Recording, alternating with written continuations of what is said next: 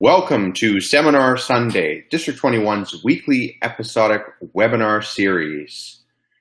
Today we are discussing selling pathways, how we can support our members in their pathways experience, as well as, of course, convert guests to members. At the end of this presentation, we will also have time for technical troubleshooting or questions about the Pathways program.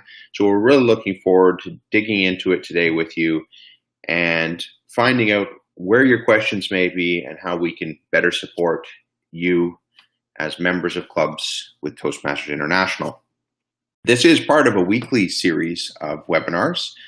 Coming up, we have quite a number of interesting topics right through to the end of June.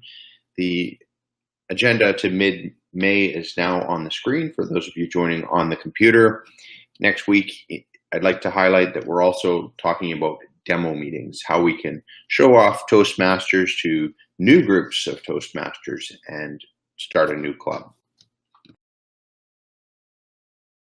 This is a relatively casual webinar in the sense of you are more than welcome at any point to put questions into the chat box on your left-hand side.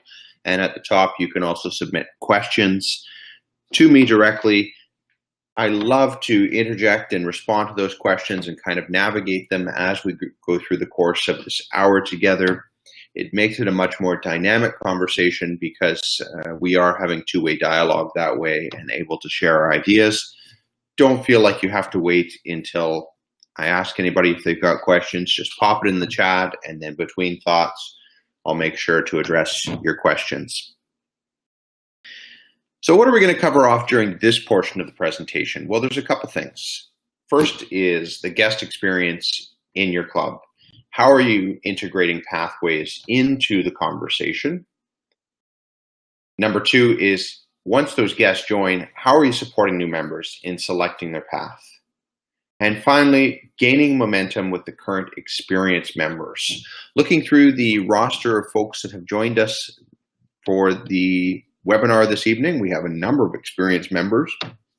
So I'm looking for your feedback as well. If you are already well into pathways, perhaps you can suggest how you are able to get yourself into it, or perhaps how you've been able to help other members that have been around for a while, and also maybe your challenges, especially if you haven't had a chance to get into pathways yet. What is the reason that you haven't got into it, and perhaps how can we address those concerns?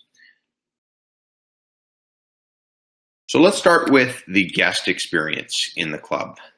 That is definitely one of our most interesting times, I guess, when we have a room full of guests where, they're overwhelmed, they've got so much going on around them, and making sure that they understand what this Toastmasters education program is all about and getting them to sign on that dotted line to become a member.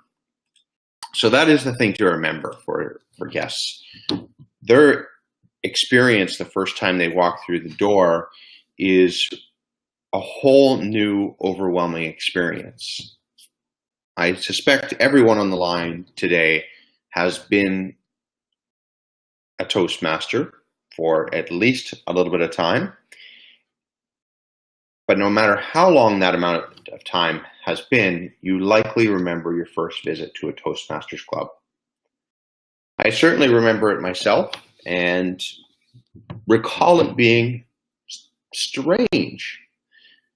What I mean by that, of course, is, you had a lot of clapping happening. You had all these roles and this formality to the way you would introduce different speakers. And it was a sensory overload in many ways because there was so much going on around. And I suspect everyone that's joined Toastmasters would say the same thing. I don't think anybody necessarily knows what they're walking into until they've had that first experience.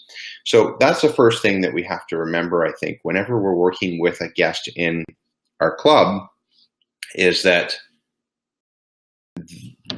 they are brand new. They have no idea what's going on around them, what these meeting roles are, unless they're, one of the rare visitors you get where they've studied and they've figured everything out. Basically, they're walking in just to sign up. Very, very rare you see that. I've seen it happen maybe once in my whole time in Toastmasters. So we have to be careful about overwhelming them with information. And I think some of the feedback I've heard from different members over time is that, oh, you know what, this is something that's happened, and therefore we're just overwhelmed how to explain pathways. I mean, this is a very common thing to hear. It was so easy to explain the old program. This new program is so complicated. And I think, personally at least, my belief is that we are overcomplicating it unnecessarily. So just remember that for the basis of everything. Is these people are already likely overwhelmed just with the meeting experience, yet alone everything else. The other thing we should always remember is the fact that everyone walks through the door for some sort of reason. They may have come because they found out they have some sort of speech to give in 3 months, 6 months, however long it happens to be. They may have been referred to Toastmasters by their employer. They may be looking more for a social type thing, and we're under the belief that that was what Toastmasters was about. There's a whole range of reasons that somebody walks through the door. But the reason they've come through the door is they have some sort of need that they're looking for. And honing in on that and finding that out is very critical as well.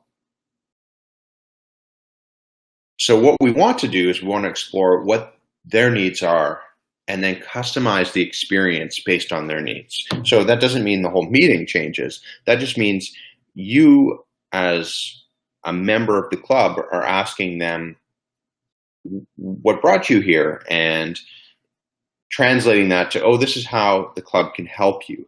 They don't need to know about their DTM and all those different things that they could do in the Toastmasters program during their first experience in a Toastmasters club.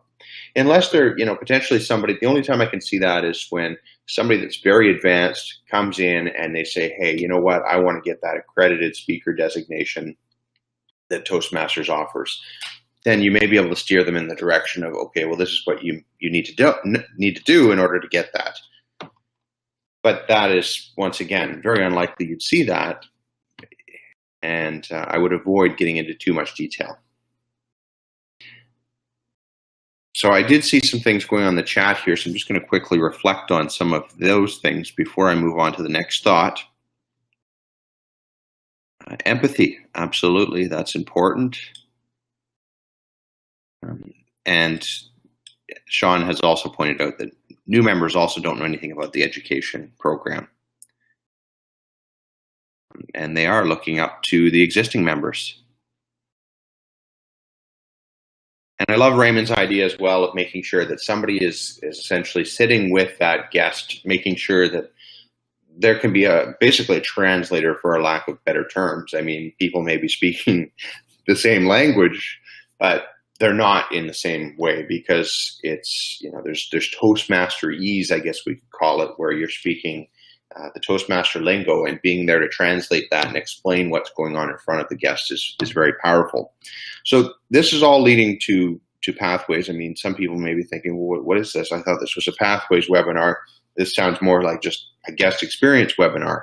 But it is important to just keep all of these things in mind, because as you kind of acclimate that new guest into the Toastmasters Club, the education program is not necessarily the first thing that they're going to be exposed to. The first thing they're going to be exposed to is the different meeting roles and everything.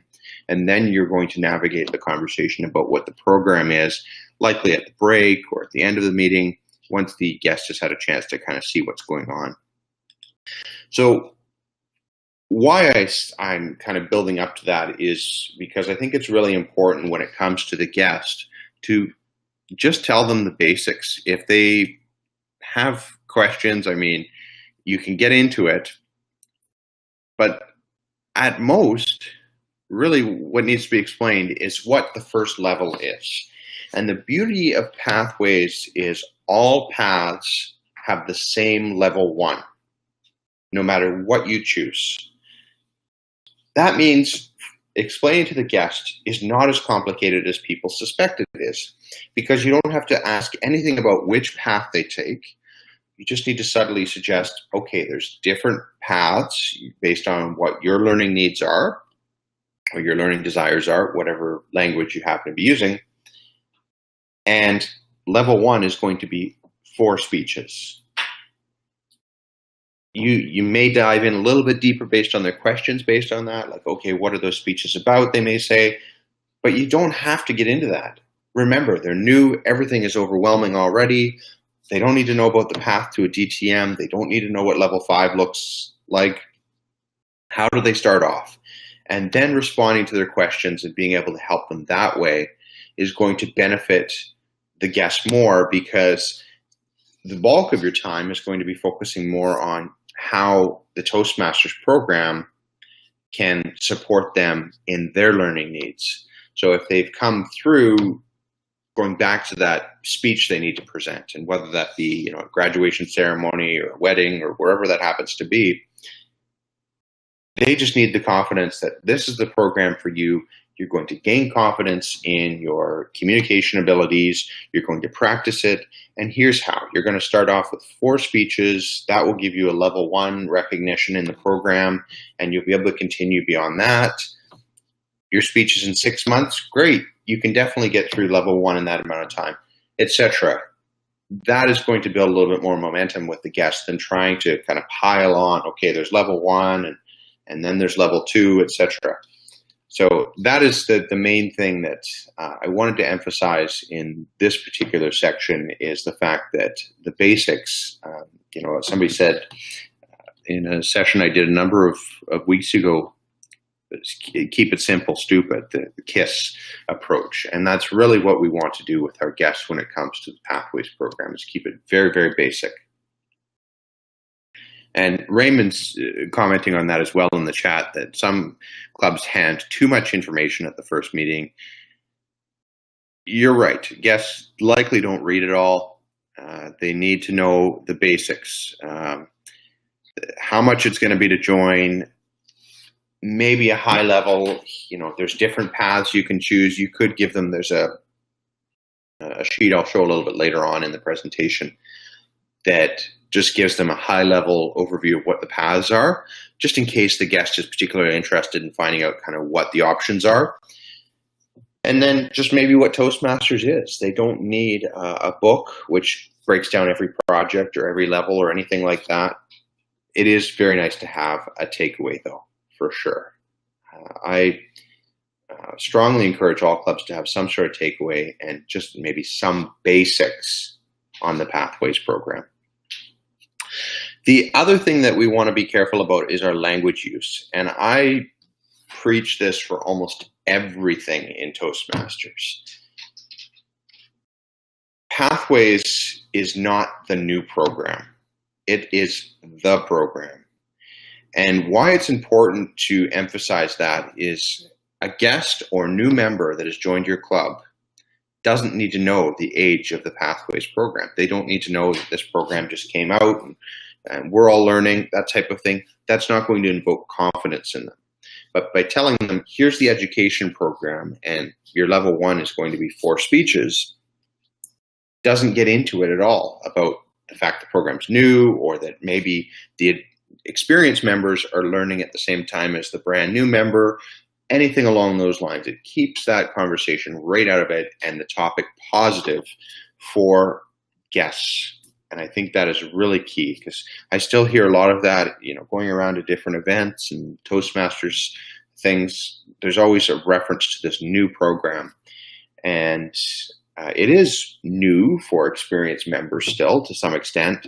But if we kind of drop the new out of our language, then that is one way that we can further ourselves along in that change process, which of course is difficult for all of us. We had aspects of the traditional program that perhaps we liked, but there's also things in the Pathways program that we'll probably like a lot more. And with any change, there's going to be things we don't like and things we like. Both sides, absolutely. It's one of those teeter-totters. The other thing that I really appreciate, I wish she was on the line. I don't believe Caroline Ivy is on the line, though. She's Division K Director in Kelowna, Kelowna, Penticton, and kind of the Okanagan area. What she did at Club Officer Training this last month really impressed me. She asked me to introduce her by her Pathways level. So rather than introduce her with the Toastmaster designation that she had received before Pathways rollout, and she started the program year, I believe, which was I think it was a CCCL or something, and I just went and defaulted to that. So I had these nice slides built up and everything, and I went and said, here's kind of what I'm going to put up on the screen. And she said, well, wait, we have to put up my Pathways designation, because that's going to show that, this is the program, and reinforce that. And for me personally, that was a very powerful message of, yeah, you're right. This is what we should be using. And I know some people, they feel a little bit like, oh, I've got all the way to Advanced Communicator Gold, and, now here I am being displayed as a level 1. And sure, I mean, there's going to be part of that, but really that's more or less, to put it bluntly, our ego getting to us. And if we just say, you know what, yeah, all right, I'm going to say I am, I don't know, let's say dynamic leadership, level 1 or level 2 or whatever it is. It's showing the guests and new members that they're part of something, and not, oh, these people are different somehow and I'm different. I'm not like the rest because I've never heard of this CC. I can't get this CC. What is this CC? And starts to kind of spiral that. So I would encourage yourself and your other members to try and switch that around in your meetings. I mean, you can still continue working the traditional program if that's your choice, and even get a Distinguished Toastmaster award in the traditional program. But by trying to focus more on what do your members need, and that subtle language change of introducing somebody, instead of, competent communicator Jane Doe, it's, dynamic leadership level 1 Jane Doe. That is going to send a message to the guests. Well, I guess the guests probably don't really know at this point, although it might be familiar language if they've got a handout that references Pathways at all. But definitely your new members will notice that for sure. And the third thing is positivity. There is a lot of negativity, unfortunately, amongst some people that are struggling a little bit more with the change. And we've all got a change curve we go through with any change. And this is absolutely no different with Pathways, of course. There's people that, it's funny because if any of you have read Ted Cochran's book on leadership, The Leadership Bus, it's called, and he's an amazing man, past international president. He talks about that, how right from the start of a change, you've got a third of the people are on the bus right away. They're the front runners, and those, for the most part, I think, are a lot of our Pathways guides and folks like that just jumped on it, and they're like, they loved it before it even rolled out, type thing. Then you've got the other third, the second third, that are joining as things are sailing. So those are the people that, you had some relatively early adopters through, people that really have signed up yesterday. And then the last third, unfortunately, never get on that bus. And I think in some ways those people drag us down a bit, because they say, well, I don't like this program because of this, whether it be because of the platform, or they don't like something about the content, or whatever it happens to be that they don't like, they tend to preach that a bit. And then, of course, that puts off the new members and guests. And, unfortunately, I was in an experience where I was in the audience, and there was somebody, complaining quite loudly about this program publicly in a group of, I don't know, we probably had 50 people in the room. And, there was new members in that room that hadn't even picked a path yet. And if we kind of spew negativity about the program, then they have nowhere to go but back out the door that they came in. So just really something to think about is, if you hear others using language that's not positive, It's not that, we don't want people airing their concerns or sharing concerns. It's more just, hey, could we maybe take this offside and make this a little bit more of a private thing rather than in front of the membership, or particularly the new members who have no choice in the matter. And ultimately, if you're an existing member and you've been a member for a while, if you hear a lot of negativity, then what are you going to do when the traditional program is retired as well? So definitely something to consider. So any other thoughts or anything on the guest experience? I'd love your ideas as well. And just momentarily, I'll move on to kind of talking about new members. But the guest experience for me is, I think, where all the magic is, making sure that they feel ready to sign up, hopefully on the spot. I know Raymond mentioned that the president should reinforce the pathways is where the club is concentrating on every meeting. And Raymond, to some extent, I agree. And in other ways, I disagree. I don't think the president necessarily has to say that or necessarily mention it in every meeting. It's just the small things that add up that you really start to notice. Going back to that idea of, just the language use. If you're the Toastmaster and you're introducing people with pathways designations, little things like that end up kind of changing the culture as time goes on. It becomes a little bit more normalized then. Talking just about pathways in general. It doesn't have to be that, hey, I'm concentrating on it. It's just in general, that theme is kind of baked into every meeting and the culture of the club as a whole. Absolutely. Yeah, Sean, thanks for that. Putting on a good show, having members doing project speeches so the guests see the results, that is critical. And recognition has been very important in the past, no different today. And the member can actually bring in their certificate, and I believe their VP Education, any base camp manager can actually go through and get their certificates as well and present those at the meeting. Why not? I mean, they kind of, the system generates them, and I know a lot of clubs probably don't utilize that, but it's a great way to bring more positivity into the meetings and show people, hey, this person's really progressing quite fast. I could probably do the same. Builds a really powerful culture. So let's talk about the new member as well, because the new members are in the same boat, really, as all the guests. The new member joins, they don't have a choice in where they go. Anybody that joined after March 20th of 2018 is a Pathways member. And one thing to note, and one of the reasons I wanted to kind of separate this as a different category, is we actually have very low enrollment with our new members. The statistics I have are from November, so things may have changed a little bit, and I should have an update anytime. But what it showed is we had a very high uptake, or at least I thought it was pretty high, uptake of club officers that have registered for a path. 73.75%, if I'm remembering correctly.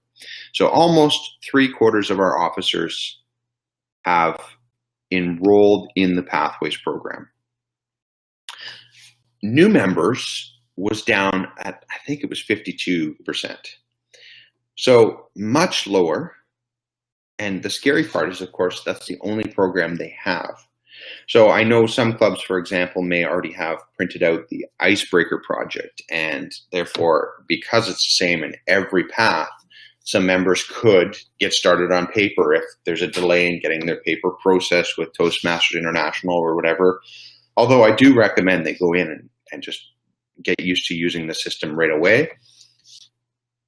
That could be part of it, but certainly not almost 50% worth of the challenge there. So I encourage you, make sure your new members have some sort of support system, no matter what it is, whether it's just an experienced member that's already dived into Pathways and is comfortable with it, whether it's sending them a link to videos on how to get into the system, whatever your strategy is that works for the new members, really encourage that. So I've kind of broken it down into steps as well. I'm going to display that on the screen for those that are joining on the computer, and for those that aren't, that's fine as well. I will talk about them a little bit. So getting right back to that start, that guest experience, making sure that whatever skills they're hoping to gain through Toastmasters is understood. You know exactly this person has come because they want to be a professional speaker, let's say. They want to go out and do seminars around the world. Okay, well, in that case, you know that their skills are going to be a little bit more advanced, and they're going to focus more heavily on communication versus maybe somebody else is trying to climb the ranks at their workplace. Maybe they want a little bit more leadership then, because that's going to help them as they move into more senior leadership roles in their organization.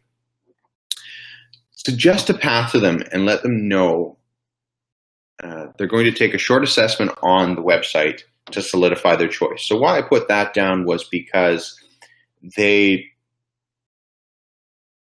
going to have that assessment, but if you give them an idea ahead of time, it may just help them a little bit. Like it can be a very challenging time when you're relatively indecisive of, okay, which way do I go? And a lot of times when you're a brand new member too, you're thinking, I'm going to take one path, and which one's the best one for me? You're not thinking, oh, I'm going to go buy the other 10 paths. So the assessment does give them a recommended one, but sometimes it doesn't make sense just based on the name. So if you have some knowledge about the basics of the Pathways program, you don't have to necessarily be an advanced user to know that, hey, this visionary communication is, it's going to offer this, and just kind of read off what it says. Then they have an idea, okay, maybe that is what I'm looking for. And when they take the assessment, it's going to solidify that, oh yes, the assessment's also recommending that, and so at my club meeting recommended that to me. Making sure that they know that level 1 is the same and level 2 is really similar no matter what path they take. That is absolutely critical as well, that they're aware of that, because they may be particularly worried about how they're going to start. And Ervin, very appropriate question at this time, because I was actually just going to transition to this. There is a 30-day refund policy in place for the path that you take. And if it's your first path, of course, there's really no charge for it. So you you would be able to contact the supply orders team at World Headquarters, which would be supplyorders@toastmasters.org. Ask them to switch to whatever path you actually want to go in the end. You can do that within 30 days. It is a hard 30 days. It's not based on your system progress. It's based off of the time since you registered for that path. So it's time sensitive. And going back to what I was just saying as well, with a level 1 being exactly the same, level 2 being extremely similar, it makes it a little challenging to know right away if this is the path for you. But you can always read up a little bit more on what are the paths. There's some spreadsheets floating around the internet, and I'm always happy to share them with people if you reach out to me, that list every project and every path. So you can get an idea what you're diving into. Even though you may be in level 1, you can see what level 5 is going to be via some of the tools online. I really encourage looking at that and making sure it is the right choice for you. And of course, just always keep in mind as a Toastmaster, we are not limited to one path. Paths are very quick to go through, and therefore you could easily go through, 2, 3, however many you really want to. I know some relatively, I guess I'd call them intense Toastmasters that have registered for every path. And either providing them some sort of handout as a new member, here's how you go in and select your path, like here's how you log into the Toastmaster site would be good, or a short video that could be emailed to them, like a link to a video. I know Thunderbird Toastmasters in Victoria has a whole series of short videos on their YouTube channel, and they're probably about 4 minutes in length, made up by their VP Education, Lynn. They are just great little videos, very to the point on how to do different things in the system. So there's great YouTube resources out there that could be utilized and sent to your members. You don't even necessarily have to create something brand new, or a little handout, either a double-sided sheet of paper or something like that, where it just walks them through the steps. Here's what you use to log into the Toastmasters site, and click here, and away you go type thing.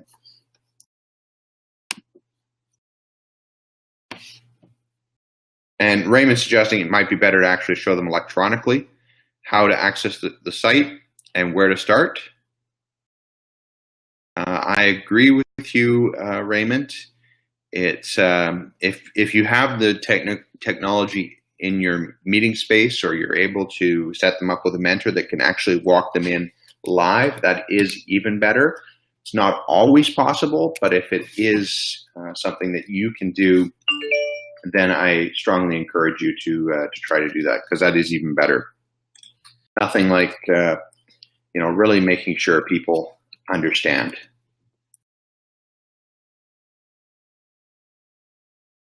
Sean, I do believe it is open to the public on their YouTube, as I've seen it. I wasn't linked to it directly. Their YouTube channel is Thunderbird 396, I believe.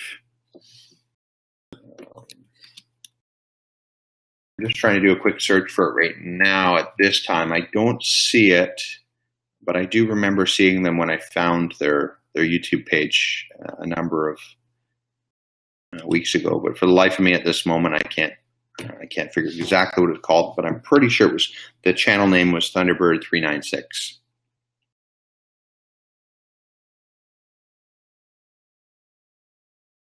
Yeah, I mean, Erfan, absolutely. There's definitely some people that are going to say the site is not very intuitive, and I've heard concerns that there's people that work in the IT industry that are getting a little bit lost in it or whatever.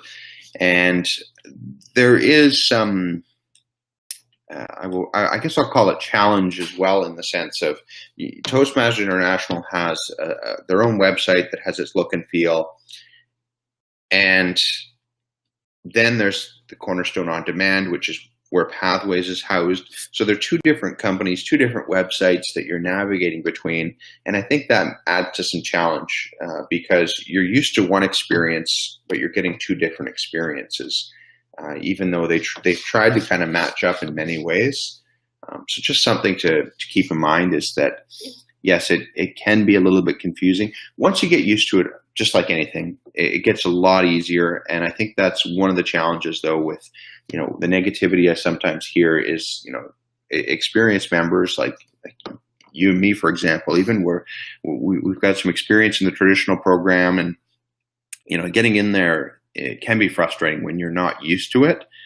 But I found as time has went on, I've got more and more comfortable, and I certainly haven't finished a path or anything like that. I mean, I'm working on level 3 right now. I'm a little bit slow this program year, but I feel better and better every time I go through a project.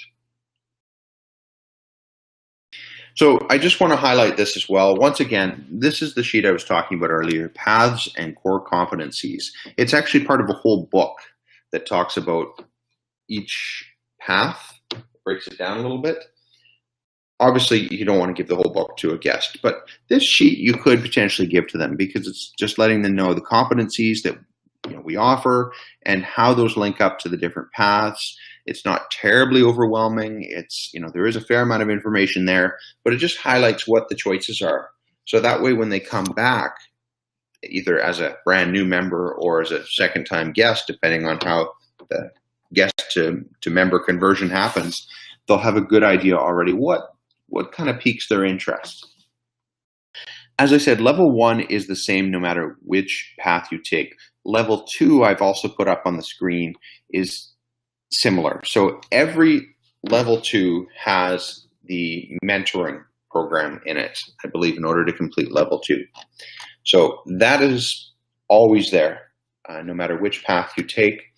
And as you'll notice on the screen, if you can read it, I know it's a bit small, there is understanding your communication style and understanding your leadership style.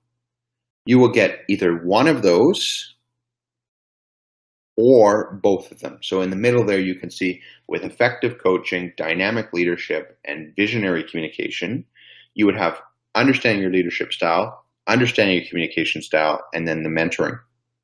And that's level 2. The other paths, so for example, innovative planning has understanding your leadership style, the mentoring, and then connect with your audience. So it is very interesting to see how close those levels are. So some people have the belief actually that level 2 is exactly the same no matter what path.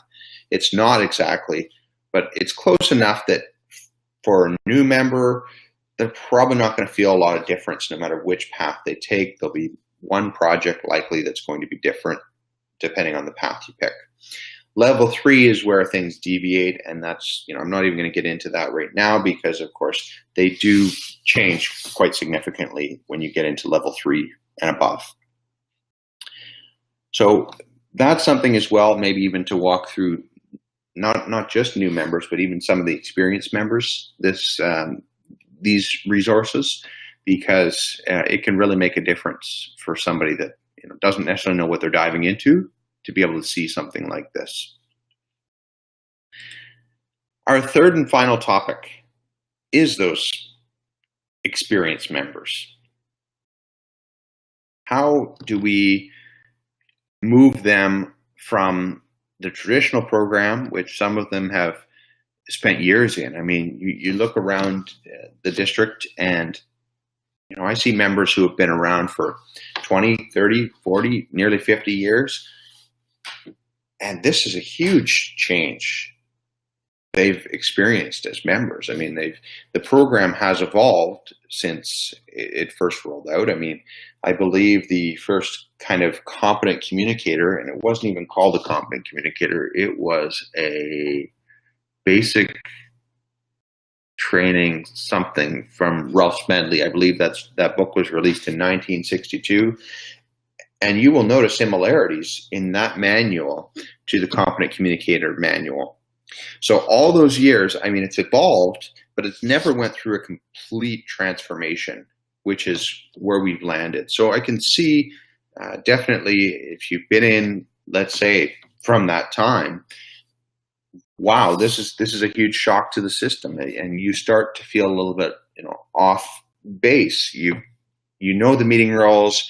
You're looked as somebody that's the support for the club, the person to go to, and now you feel like, well, wait a minute, nobody can come to me and ask me questions anymore because I'm learning myself.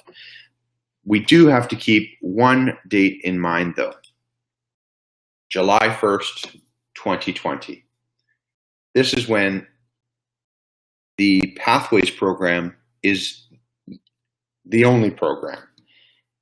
Today, we like to think of it in many ways as the only program because, by starting to move that way, it allows us to be ready for that date.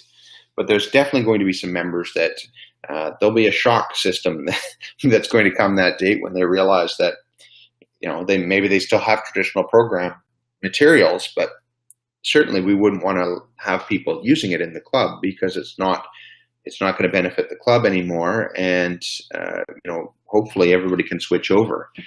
But how do we prepare for that? One of the things I remember talking to Sean about earlier this year is the idea of getting as many people on Pathways this program year as we can.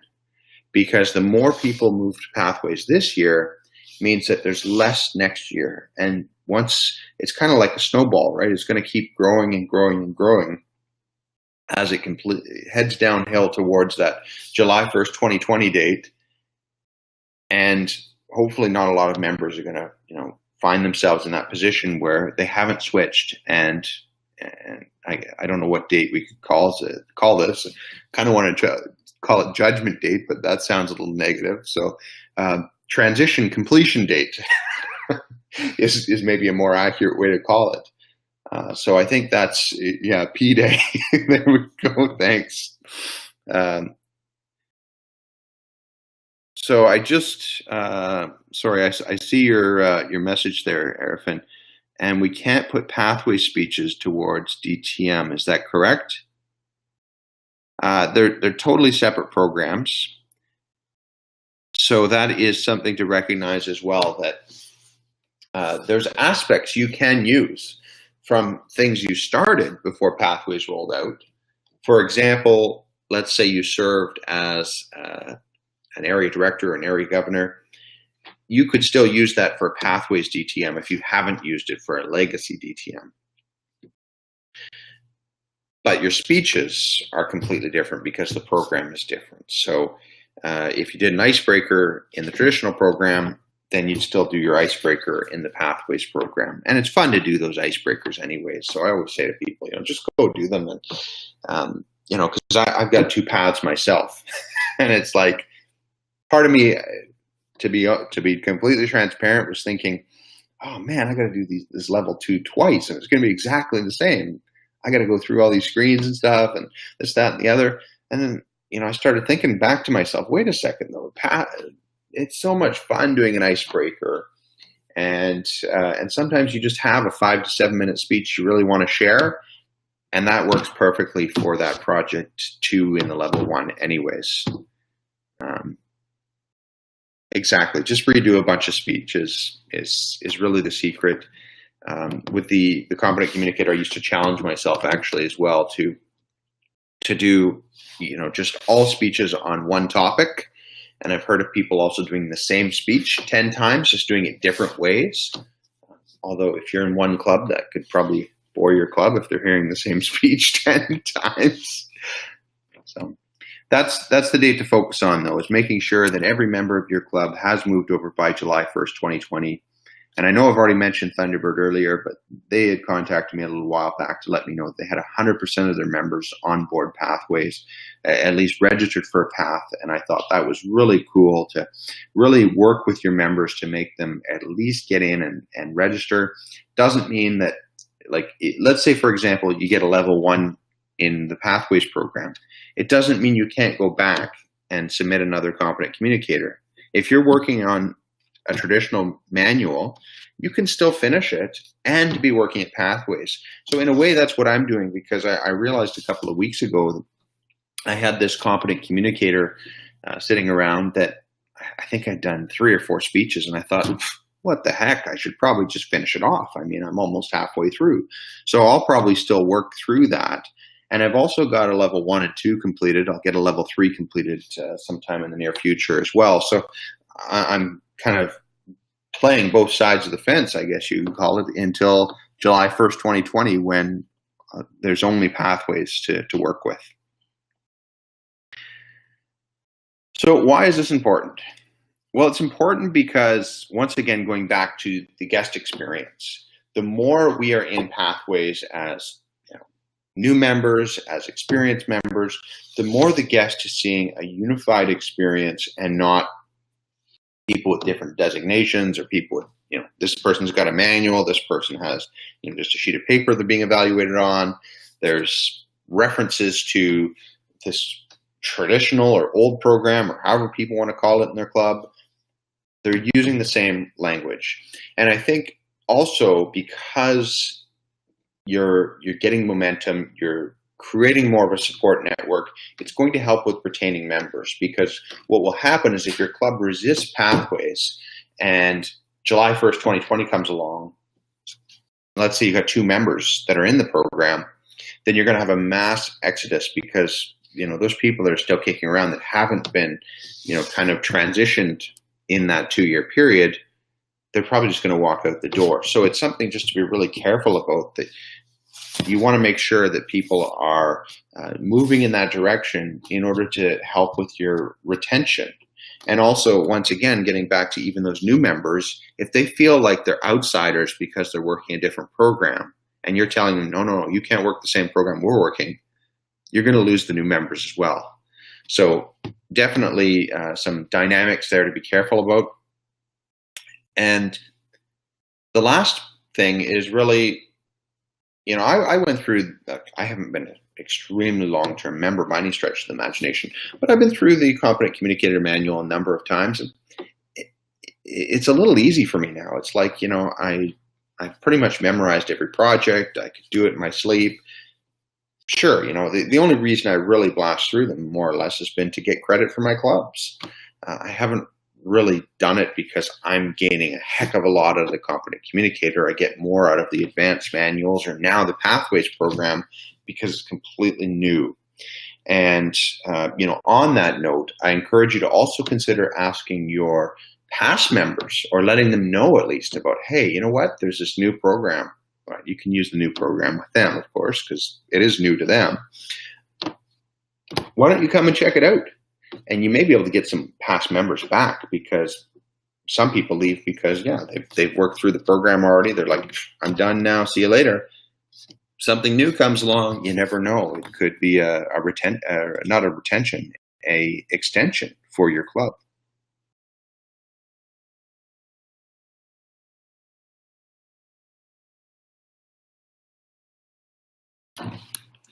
All right. So now I would love to hear things that maybe you're doing in your club, questions you have. It's kind of I've got ideas up on the screen, but it's not just ideas. It's maybe thoughts that you have in terms of things you've seen go well or not so well. Maybe there's some other questions about pathways you have. We don't have to limit it to, what I put in quotes there, selling pathways, because it's more just supporting the pathways journey is probably more appropriate terminology to refer to. But I did want to make sure I ended a few minutes early my portion and turn it over to you and your ability to share thoughts, ideas, and questions.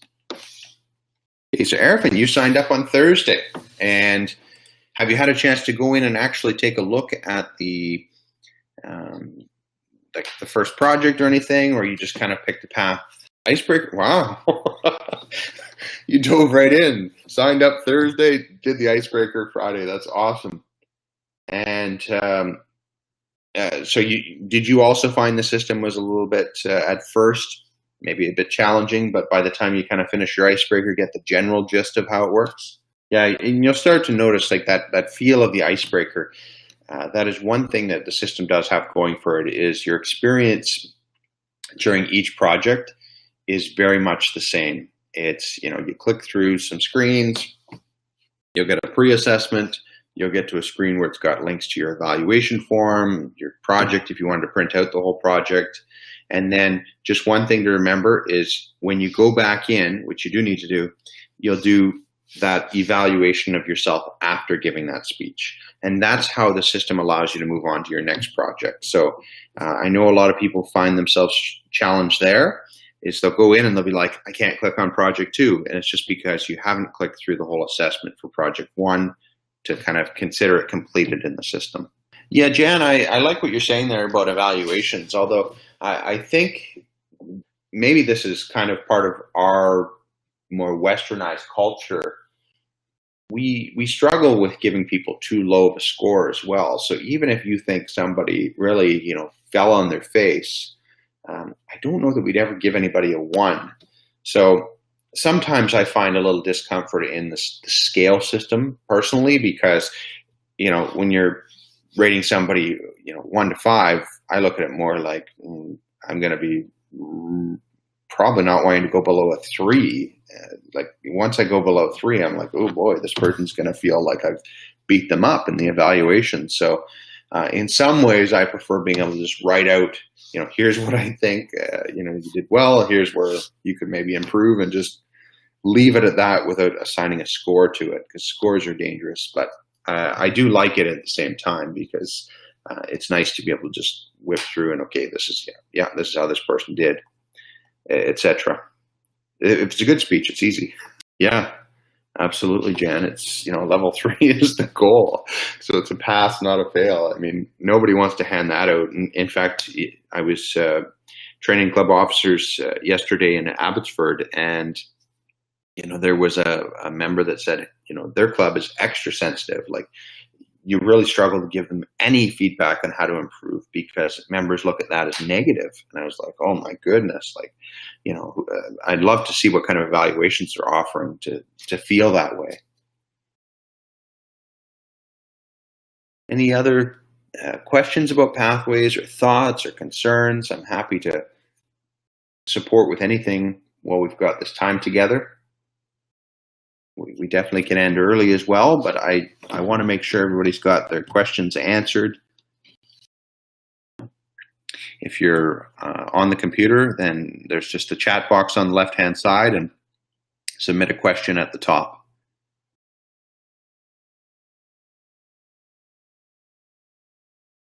Ervin, there is paper manuals. You need to pay extra for them, so it is, correct me if I'm wrong, folks, but I think it's $25 US for paper manuals above the cost of the path. So if it's your first path, you pay $25 US plus shipping.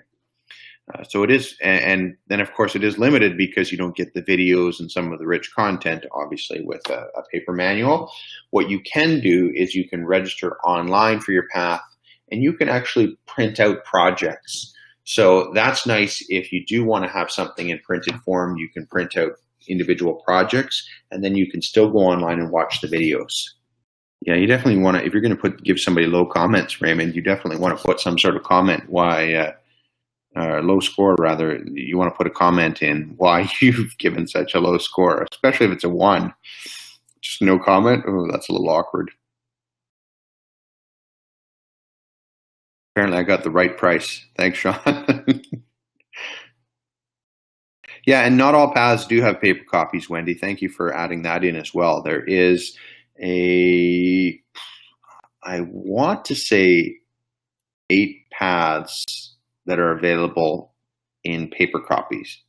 So that's 3 paths, including the new engaging humor path, that are not available on printed version. And of course, for folks that are using different languages other than English, there's even less. I think there's 2 paths you can get in printed form. I like that with Sean. Or you can have a friend/child/grandchild print the project PDF for you. Yes, you can. Yeah, that's because I've heard that concern as well from some members, and you may have members in your club that are like this, that, you know, they're not at all tech friendly. And, you know, I'm assuming everybody on this tonight is somewhat tech friendly, at least to the point where you get on the webinar. But there is certain members that maybe they don't have a computer. They go to the library to use the computer, or I've heard issues of, you know, financial hardship. You know, they don't have computer or internet or whatever, and that's challenging. So just keep that in mind too, that, you know, there could be somebody that steps up as a, you know, whether it be another member of the club or a relative of theirs or something, that could help them with at least printing out the projects. You know, it is possible to get the printed version, but it's always nice too to have them printed.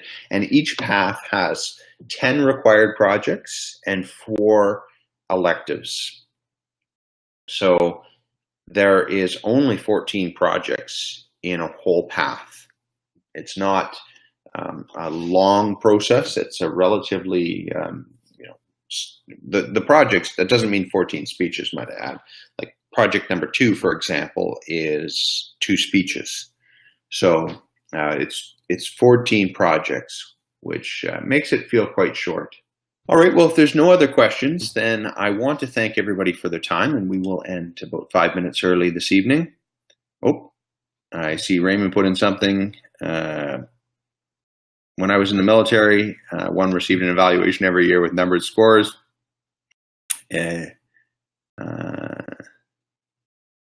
It didn't take before people aced the system, and a new counting system had to be made. Yeah, that's right. I want to thank you. My contact information is on the screen. If you want to reach out to me anytime, feel free. I'm always happy to help with pathways or any other Toastmasters topics for that matter. And specifically, I know some people are interested in things like that Excel document that tells you what each path has in terms of projects. I can definitely send that to you on request anytime. And with that, I'd like to thank everybody for your time. And thank you, Anna, for your kind comment. Have a fantastic day, and enjoy Family Day tomorrow as well.